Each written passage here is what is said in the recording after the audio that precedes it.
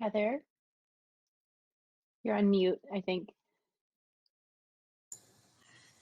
Good evening and welcome to the second night of our four-part Environmental Speaker Series. My name is Heather Gorman, Manager of Education and Public Programming for the Niagara Parks Commission, and I'm so honored to welcome you all to our presentation this evening.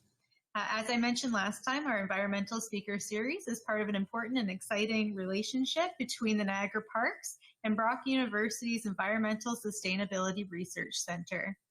If at any time during tonight's discussion you have a question, please feel free to type it into the comment box on your screen. All questions are being moderated by Amanda Smits of Brock University. Following the presentation, Director of the Environmental Sustainability Research Center, Ryan Plummer, will be asking your questions to our presenter and saying a few words. Thank you again for joining us tonight. Tonight our speaker is Dr. Jessica Blythe, Assistant Professor at Brock University. Dr. Blythe's research focuses on how communities experience environmental change and what explains their different capacities for adaptation and transformation. She is particularly interested in building the resilience of local communities to climate change, securing sustainable small-scale fisheries, and equitable collaborative forms of marine resource governance. Her empirical work has been based in Eastern Africa, Melanesia, Australia, and most recently in Southern Ontario. Jessica, we're so honored to have you join us this evening, and I'm going to turn the reins over to you. Thank you so much, Heather, and welcome everybody. I'm thrilled to have you here with us. Let me just share my screen and we'll get started.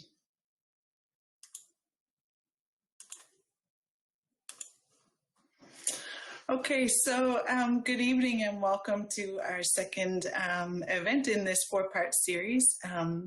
I would like to start by acknowledging that although we are spread out all over the place, Niagara Parks and Brock University are located on the traditional territory of the Haudenosaunee and Anishinaabe peoples, many of whom continue to live and work here today.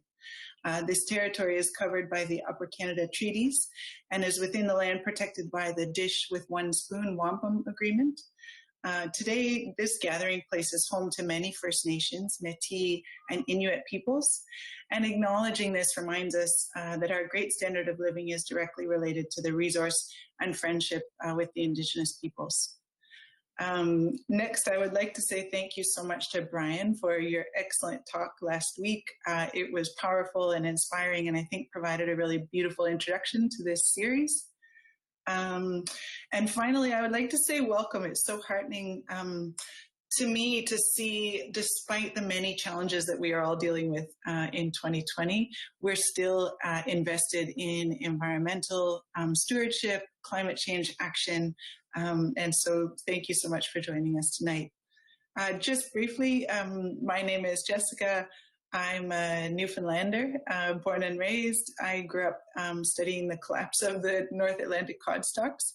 And reflecting back on that, I think it's probably where I got my interest in this close connection between people and environments, and most importantly, healthy environments and healthy communities. I've traveled all over. I've been very fortunate to see many places in the world, but I finally settled here in Niagara a few years ago and joined the Environmental Sustainability Research Center. For many reasons, there's a great team there that I get to work with. We get to do exciting research. I've got extended family in the area here, and am learning very quickly that Niagara is a really incredible spot to be. So with that, let's get into the talk.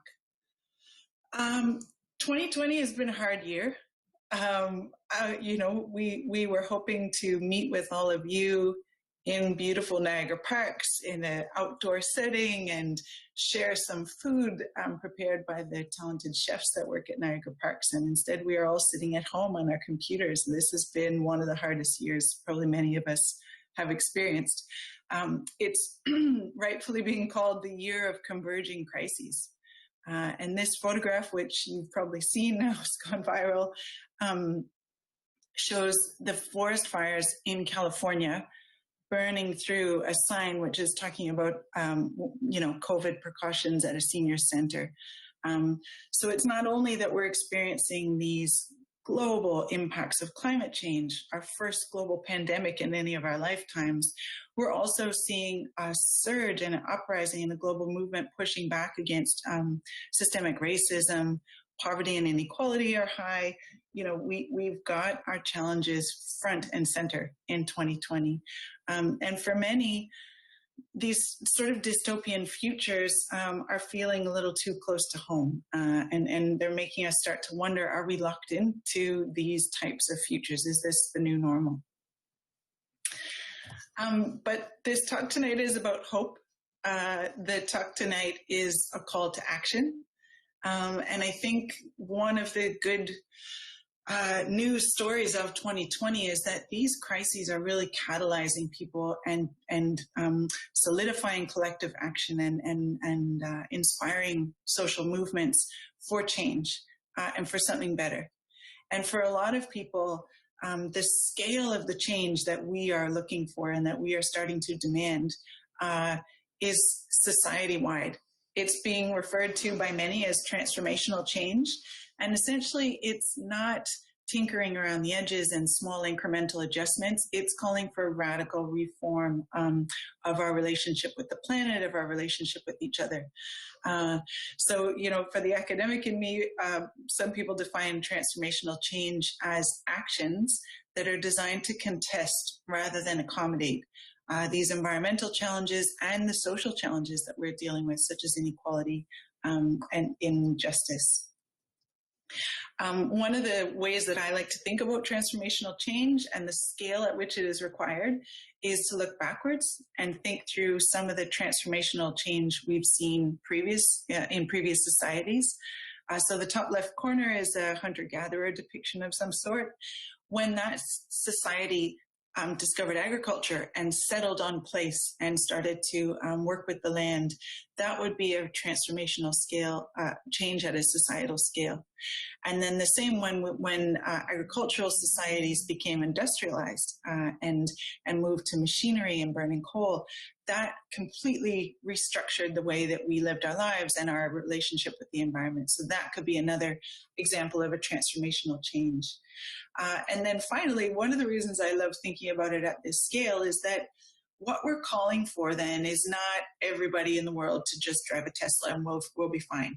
We're talking about a restructuring of the way that we fund our schools and put money into social programs and have rights for the environment, and something that is radically different than what we've got today. And I find that to be quite inspiring because it means we could be looking for something that is difficult for us to imagine because it's so different from the current system that we're in. And this notion of transformation, it's not just in the fringes, it's not just for radical movements anymore, it's gone really mainstream. These, you've probably seen a million times, are the Sustainable Development Goals put out by the United Nations in 2015. And it's essentially our roadmap for sustainable development at a global scale up to the year 2030. And if you look at the title of the document, it's called Transforming Our World.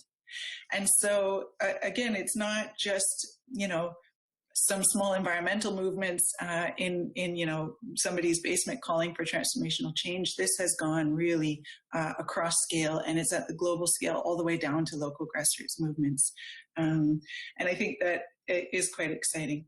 I challenge you, if you aren't already seeing the word all over the place, keep looking for it and you'll notice it pop up. It's going to be like one of those, you know, once you start seeing a certain type of red car, you notice it everywhere. I argue the same will probably happen with the word transformation, which from my perspective is a good thing.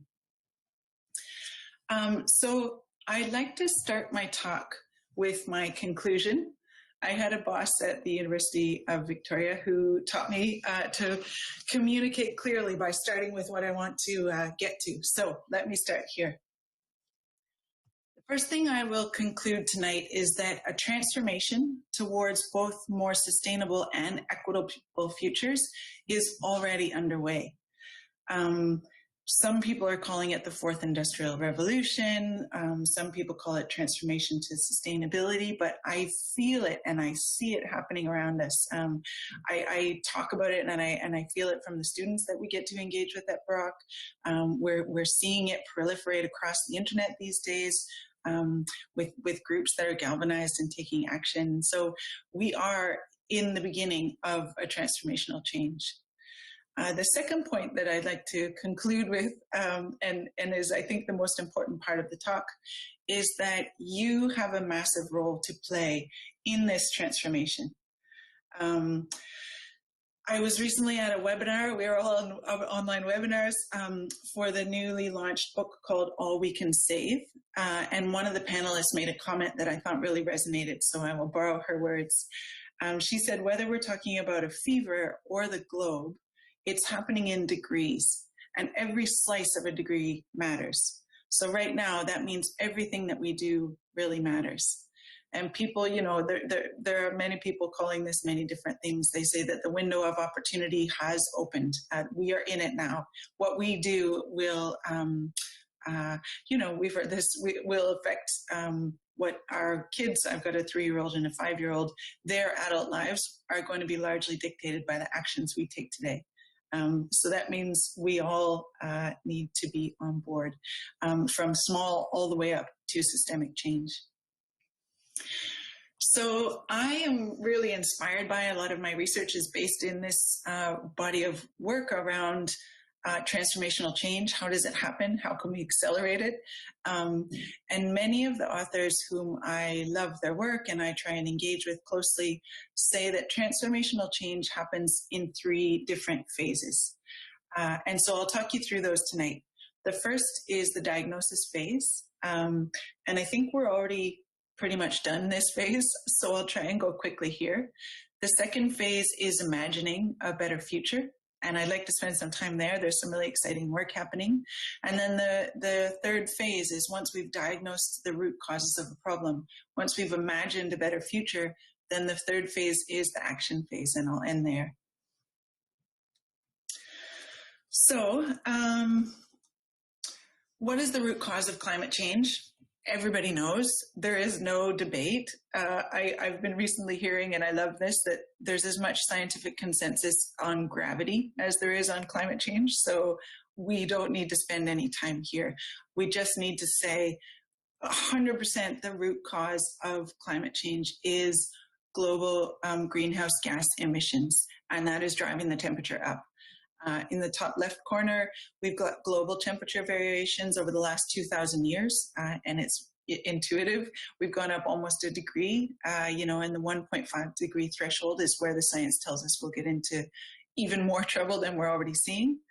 And then the bottom graph, which has been an incredibly powerful communication tool for climate change, is as part of this Show Your Stripes movement.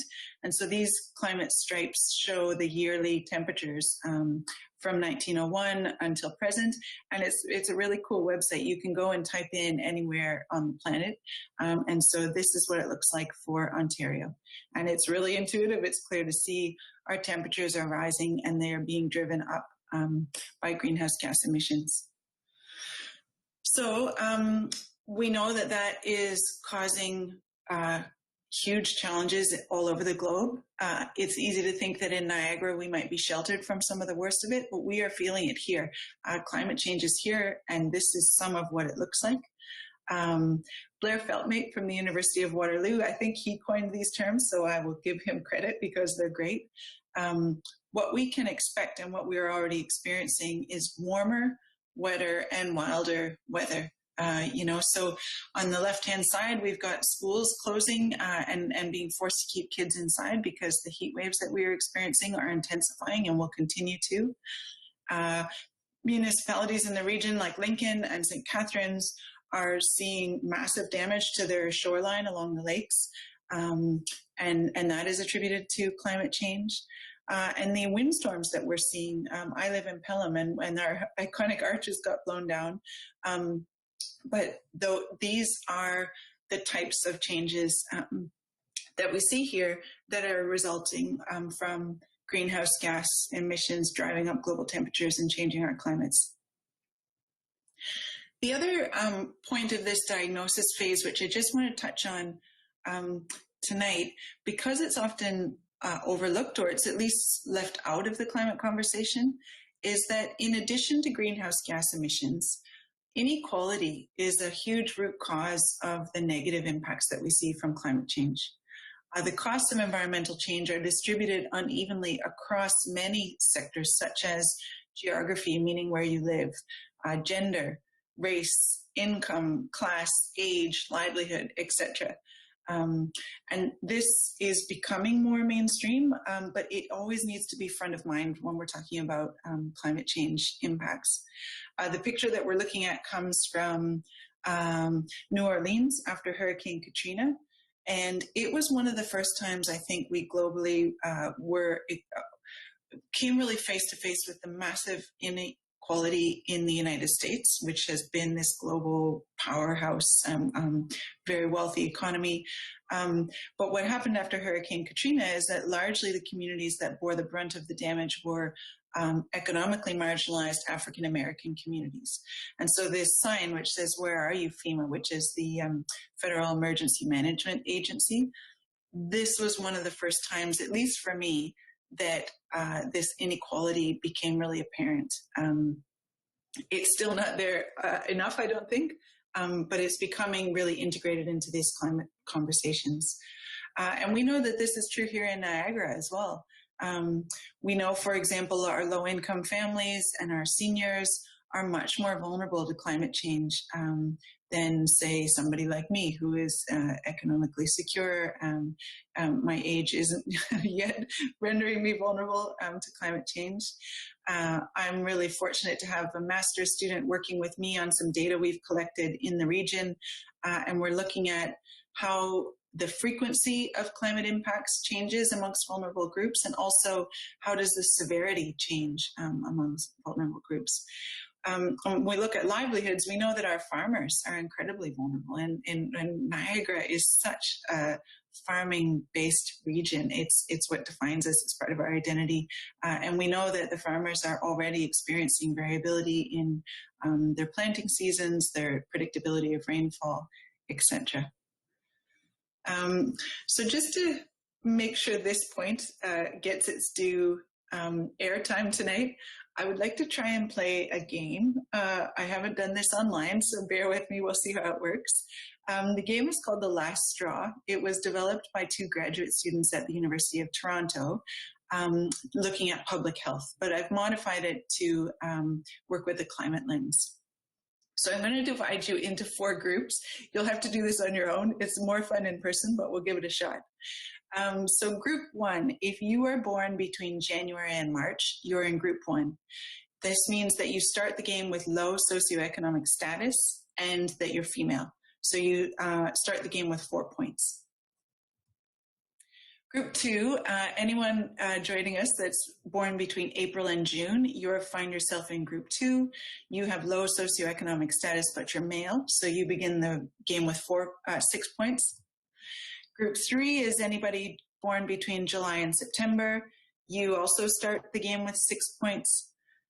And group 4, anyone born from October to December, you start with 8 vitality points. And those are sort of, they represent how you're doing, your well-being, let's say. So next what we'll do is I would like to walk you through 2 scenarios, and I will tell you, depending on your group, you're going to have different impacts from these scenarios. So in scenario 1, a new park is built in your neighborhood. If you have low socioeconomic status, so that would be groups 1 and 2, your community can't afford quality equipment and the park is full of hazards, so you lose 1 point. If you're low socioeconomic status and you're female, you can't afford a caregiver for your children to access the park, so you lose another point.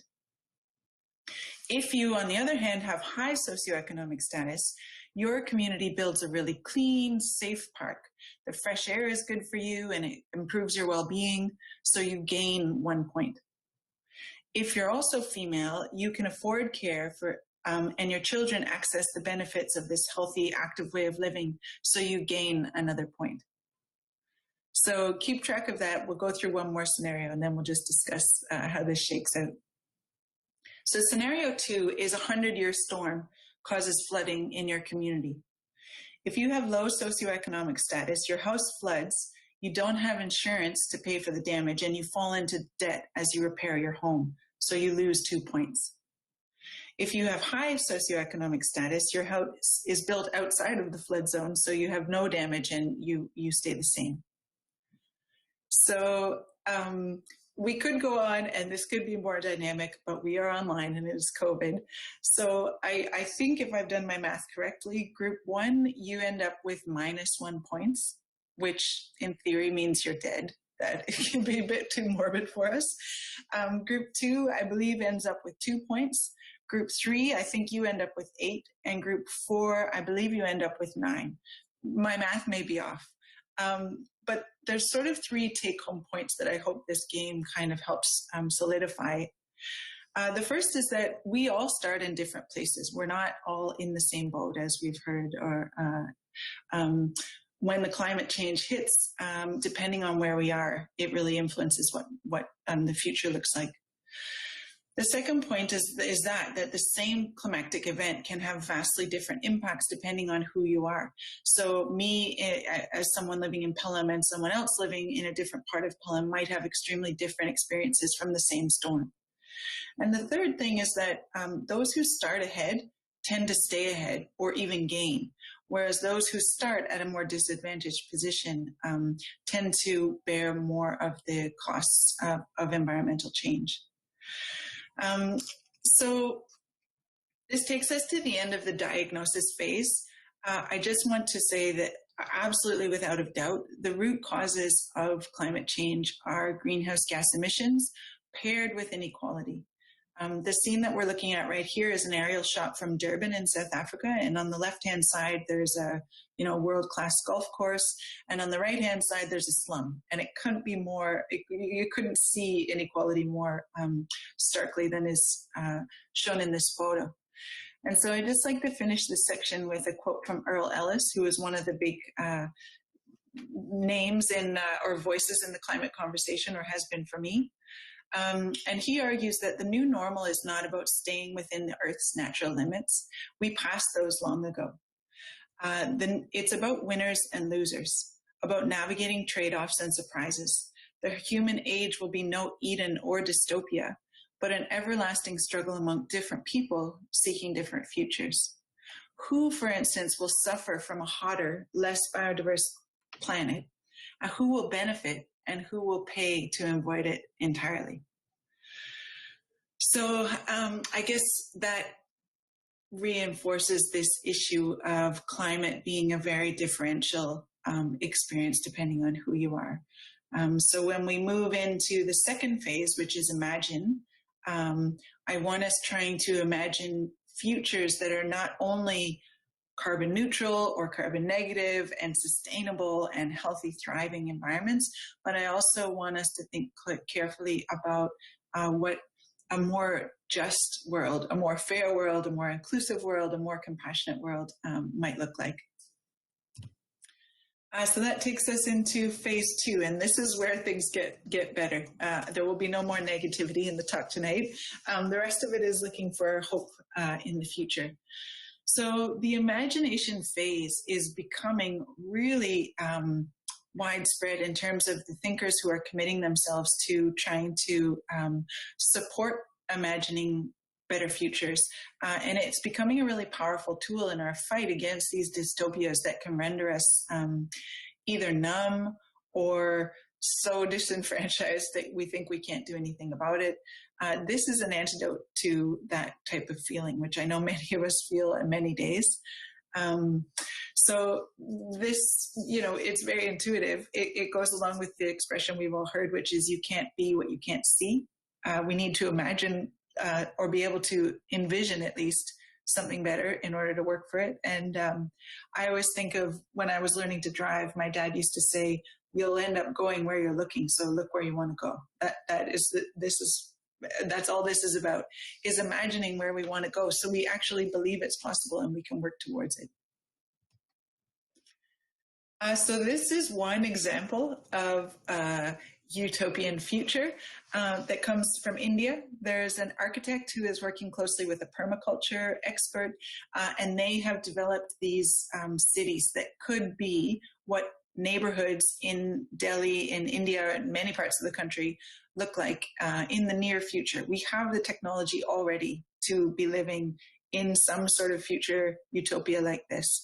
So in this system, it's energy self-sufficient. That was one of the key priorities for this particular exercise. And it's also food sufficient.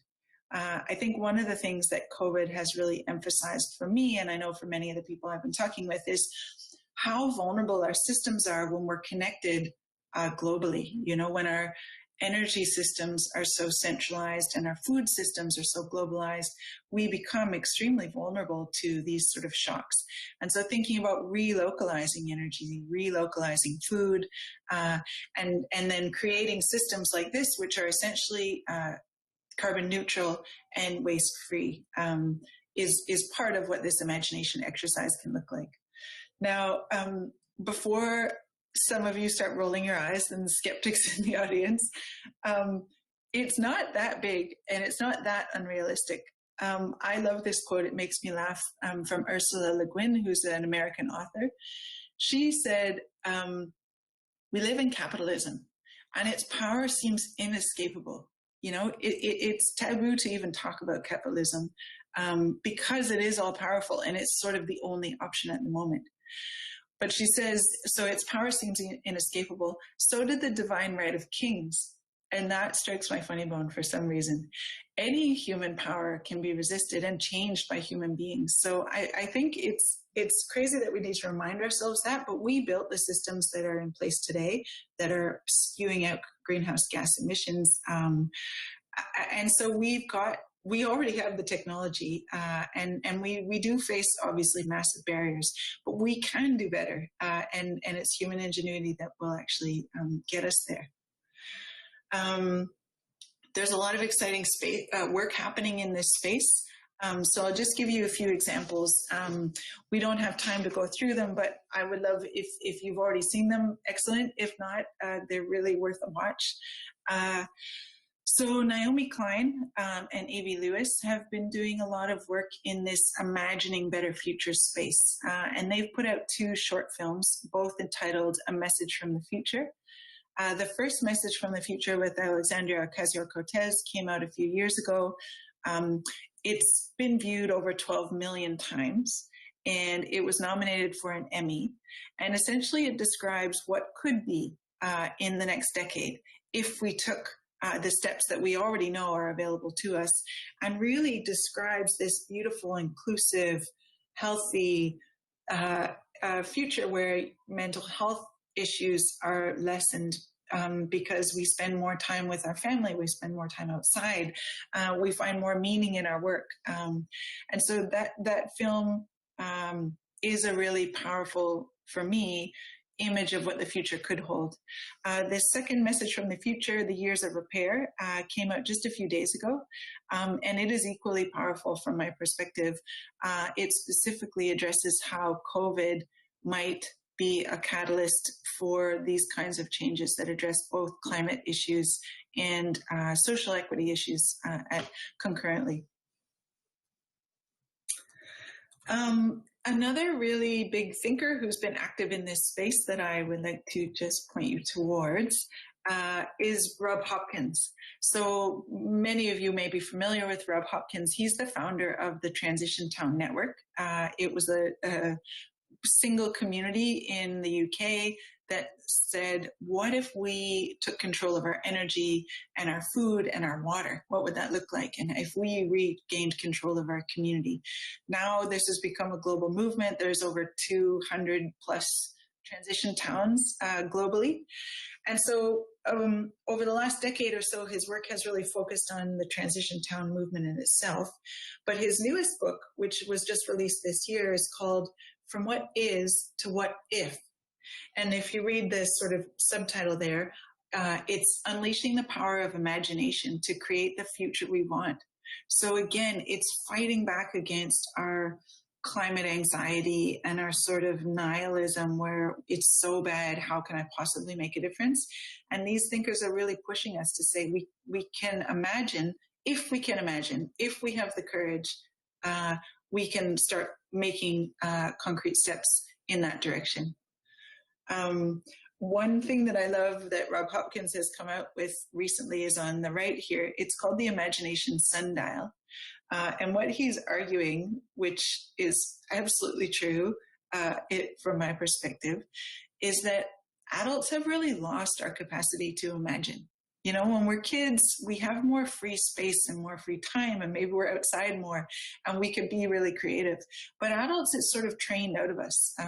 So if you get a group of adults together, let's say I'm facilitating a workshop and I say, I would like you to imagine a better future. We would run into some serious barriers. Many of us, most of us, not the artists in the group and those thinkers, but a large majority of us.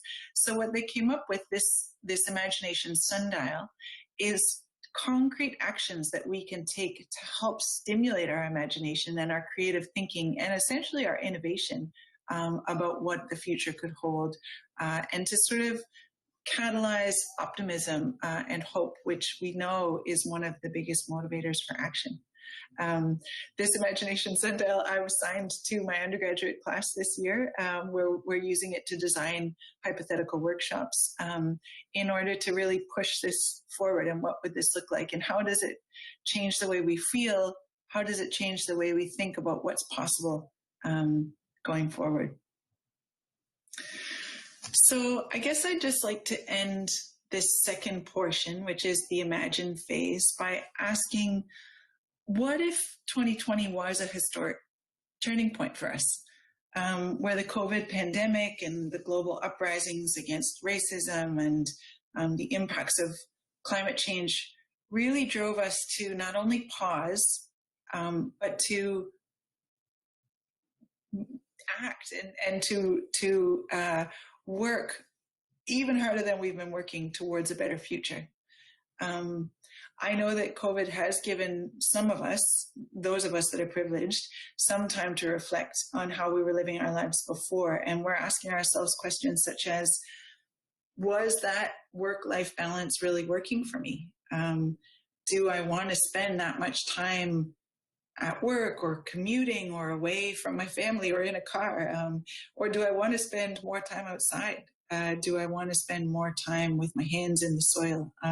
Those kinds of questions are being mulled around right now, and we are actually having a tiny space to think through what could be that we didn't really have time to think through before. So that brings us to this third step in how we actually catalyze transformation, according to the scholars I love. First, we diagnose what the problem is. Then we try and think through, what would we want? If we could redesign this, what would it look like? And then the final stage is we have to take action and we have to move forward. So I'd like to finish by giving you a few examples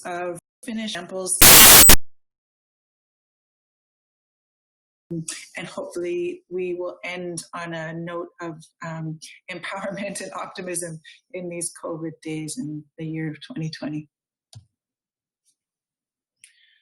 So climate change is an issue that cuts across every sector. It cuts across every part of society. As somebody in this film says, Tom Rand, climate change is left to right and top to bottom. It's everywhere. And we need actions that are both bottom up and top down. I'm a huge believer in the fact that we need all, not one or the other. So one place I direct you towards, if you're interested and if you haven't had a chance to, is this film, which we could have screened in the park together and had beautiful canapes. Instead, we can watch it online. It's available for free. So Resilience Transforming Our Community is a grassroots documentary that was produced in Owen Sound, Ontario, by Dr. John Anderson, who is my dad, and Liz Zetlin, who is an award-winning documentary maker and a poet. And so it's a pairing of scientists and an artist trying to communicate how can we actually move this forward. They call it a film of hope. And after a brief introduction to the science of climate change, they move into a real focus on what people are doing in Owen Sound, from small business owners to families to local musicians. And it's a real film of optimism, and it's quite tangible, and pretty much every example that they look at in this film would apply here in Niagara as well. I give you this clip of the website because it's also a really great resource, I think. There's a What Can I Do button, and there's a real plethora of resources there. Pretty much everything from the bottom all the way up to the top, in terms of where you can take action. Then there's also host a screening. We can do that visually, and there are many resources. So this is an example of a real small grassroots project that's actually been having a pretty big impact in terms of, I think, changing the conversation from not just what are the negative impacts and how in trouble are we, towards how can we as individuals and as a small community, you know, we're not Toronto, we're not Montreal or Vancouver, but as small communities, how can we make massive change? And there are some really inspiring examples in there. So that's a sort of bottom-up example. I don't know if this is appropriate to call top-down, but I will call it top-down. I just wanted to direct you towards a partnership that I have been incredibly honored to be a part of. You may have already been involved in some of our surveys or at some of our events, and I thank you for that. This doesn't go anywhere unless we have the support and the feedback from the community. So Niagara Adapts is a partnership between some of us at Brock University and the Environmental Sustainability Center and 7 municipalities across the region. It's a 2-year partnership, and what each municipality is doing is developing a climate adaptation plan. And although it might be easy to think it's too slow and we already want that, the municipalities in the region are really demonstrating leadership in this space. I'm thrilled to say that despite COVID, we have carried on. So climate change remains a priority for your municipalities in spite of all the other things that they are doing to make sure that they support the well-being of all of us who live in the region. And so I guess I highlight this as a top-down action because we are seeing leadership from governments here within the region. You know, it's not provincial, federal, or international top-down action, but I think it's a really inspiring example of what we can do here in Niagara. So again, I direct you to this website. It's written there, it's a little hard to read, brocku.ca, Niagara Adapts, and there are lots of great resources there on what the municipalities have been doing. We've been out at community events. We've been doing surveys to make sure that we are developing plans that respond to your concerns and your aspirations for the future. We will be rolling out in November a feedback survey where we will start to share draft vision and goals with you. We want to hear what's important to you. What have we got right so far, and what can we change? And so this is a really close to home, obviously an example that I care a lot about, but I think is a really positive example of climate action in the region. So let me finish with this blur of a slide. Every time I talk about climate change, I'm overwhelmed with how much support there is for action. And I constantly get asked, so what can I do? What can I do? And I'm thrilled that there is so much support and that we've got so much passion for this issue. When I was making this slide, I tried as hard as I could to scale these from individual actions up to global actions, and it is impossible. All of these things are necessary, and we can all do some of them.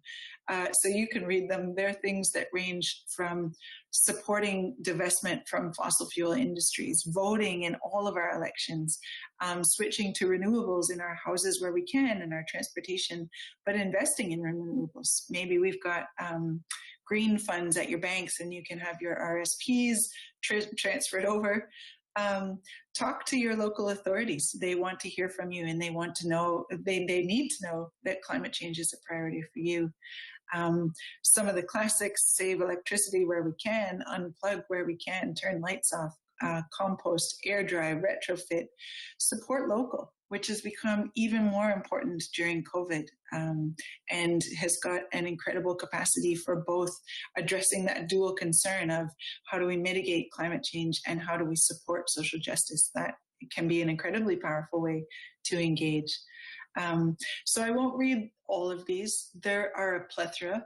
I guess what I want to focus on here, which is in bold at the bottom, is as much as possible, always if we can, engage with compassion, engage with care, and engage through collaboration. Something that I see more frequently than I'd like is sometimes this infighting amongst us as environmentalists. Is this action more important than that action? Do we need to be rallying our government, or do we need to be going vegan? All of those things are incredibly important. And so I would challenge us to say, don't let them divide us. Don't let them distract us from the task at hand by fighting amongst ourselves, and be gentle with your fellow climate advocates. All the actions are important, and we need all hands on deck, really. So let me finish with, I think, an optimistic story. On the left, you'll recognize Greta Thunberg, the Swedish activist who has galvanized the global youth climate movement. On the right is my son, John William. So a few years ago, when the federal election was happening, we decided we wanted to make an impression on him and tell him how important it is to engage in our democratic system. So we took him down to the voting booth, and I went in and I voted, and I came out and he said, "Mom, did you vote for Greta Thunberg?" And I said, he's 4 at the time. I said, "No, she wasn't an option." And he was so furious that it wasn't an option that we could vote for her as the Prime Minister of Canada. And I think what that tells me is that there's so much motivation for action amongst young people. But I think the other thing that really reflected to me is how powerful we can be with essentially no resources, and also against a lot of barriers. If you had been told a few years ago that a single child could galvanize a global movement and could go up against some of the most powerful people in the world and some of the most powerful industries in the world, it would have been hard to believe. But now here we are, several years later, and the global movement is alive and well, and is really, I believe, changing the needle. Maybe it's not, we haven't decarbonized yet, but it is shifting the needle, and this conversation is changing because of a bunch of kids. So I like this quote and I like this sentiment. Maybe it's a good place to finish on. A vibrant, fair, and regenerative future is possible, not when thousands of people engage in climate action perfectly, but when millions of people do the best that they can. And so I think that's what I'd like to end with, is the notion that we need all hands on deck. Whether you take action through farming your own vegetables in the backyard, or whether you are marching with the climate protesters, or whether you are writing letters or divesting, all of those things are important, and they all matter. So let 2020 be the year that changed everything, and let's keep doing the work that we are all doing. So in conclusion, I do believe that a transformation is underway, and that we will see rapid change over the next 10 years towards more sustainable and equitable futures. And you have a really important role to play in that movement, and we all do. That's the end of my presentation. I'd be thrilled to engage with some questions. Let me just stop sharing here. All right, we're back. Jessica, thank you so much. You're one of those wonderful presenters that I can listen to for hours, and every time I hear you speak, I learn just so much. It's fantastic. So I want to on behalf of everybody listening, thank you for taking us on that very passionate and personal journey about transformation and walking us through these stages of diagnosis, imagining, and then taking action. And one of the things that I really picked up on from you tonight is this idea of telling people the conclusion before you start. I tend to ramble sometimes, and I think I'm going to start using that. That's very effective, and I want to go back to those two anchors because, I think it's really critical to say, a transformation is underway, and we all have a role or an action to play in that. So with that, as Heather mentioned at the start, I have the pleasure of moderating our questions tonight. And I see that they're coming in now. So if you're ready, let me start off with the first question.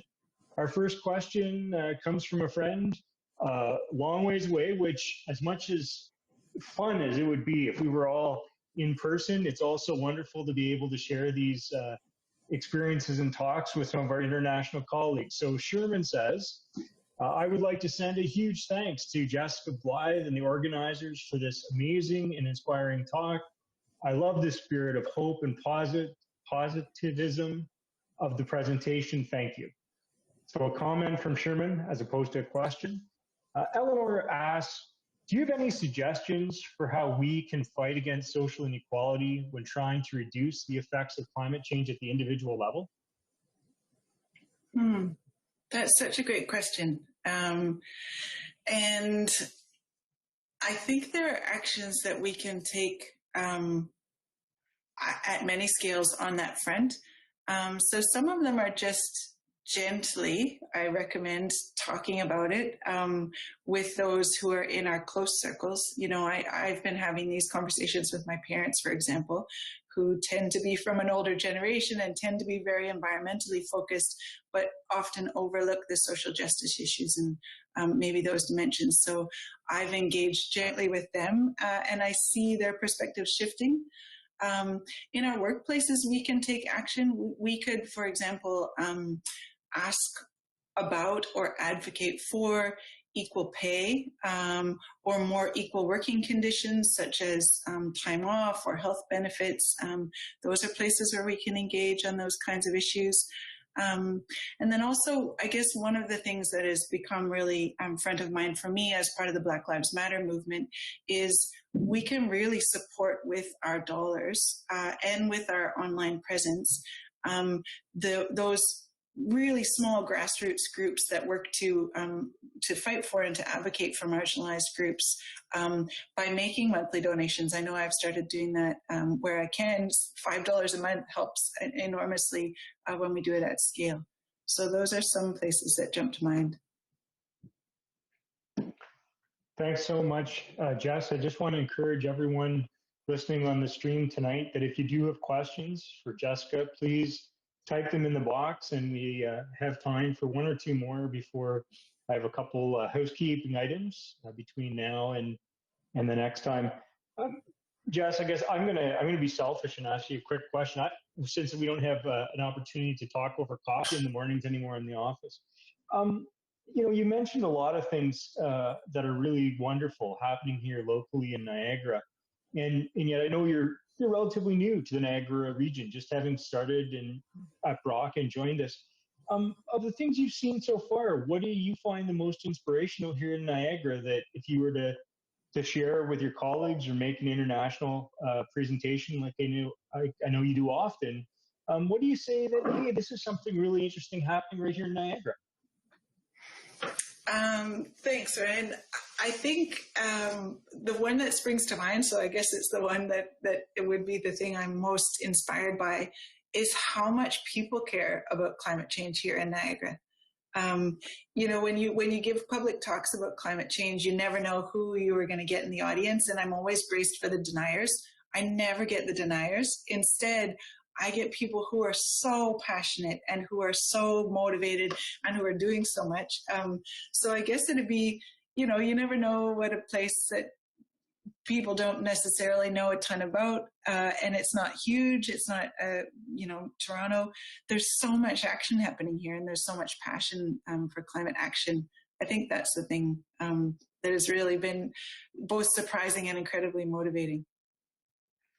That's wonderful. Thank you, Jess. And actually it ties right into our next comment and question. Meredith, thanks you very much for your talk.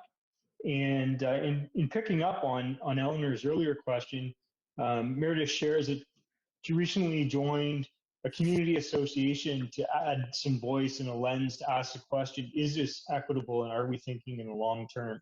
So I guess, that really ties into a lot that you've been speaking to tonight in terms of, this temporal aspect and scale.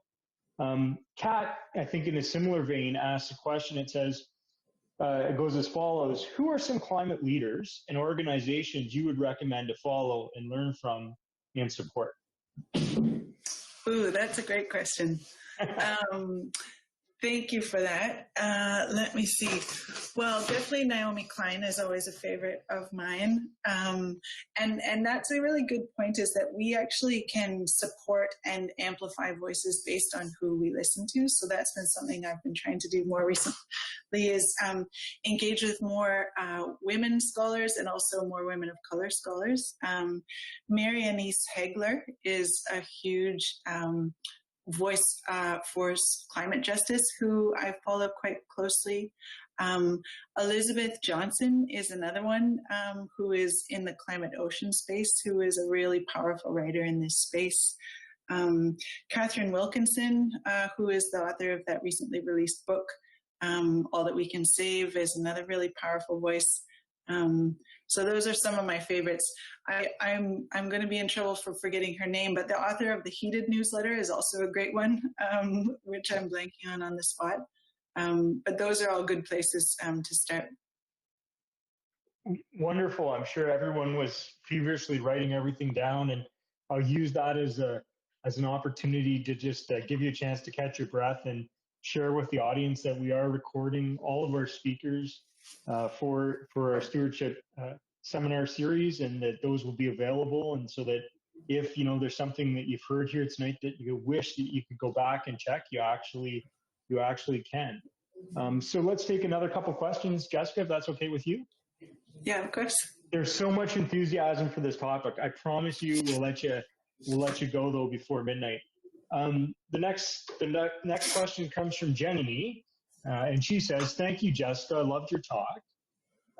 The chart where what we can do to fight against climate change." She wonders, is that from a paper? And what would you consider as the most important action? That I assume that you're talking about that big slide where I dumped all of my ideas. That's is right. Not from any particular paper. I cherry picked those from many of my favorite papers. This is a loaded question, which I love, because I am of two minds. I think any action is the most important action. However, if we are looking at radical transformative change, I do think we need to be looking at system scale leverage points. So those are things such as engaging with your authorities, absolutely making sure that we're active as voting members of the public, and looking for change at that scale. So all actions are important, but I think the big ones where we're going to see the biggest change has to be us engaging with our higher up authorities. Thanks so much, Jess. I want to throw something out now that Miguel has a question, and this might be actually not as much for you as someone in our audience. So I'm going to put it out there, and then I'm going to come back to our last two questions of the evening, and then we'll finish right on time. So Miguel is wondering about any suggestions for information about community-based nurseries. Miguel's trying to start a food forest at his home and is having trouble finding fruit trees. And so if anyone in the audience knows a local community-based nursery, feel free to type that into the chat form and help point Miguel in the right direction.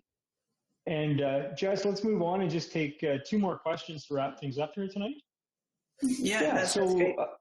Perfect. So Kim asks, where do you see the greatest white space for change / regenerative action here in Niagara?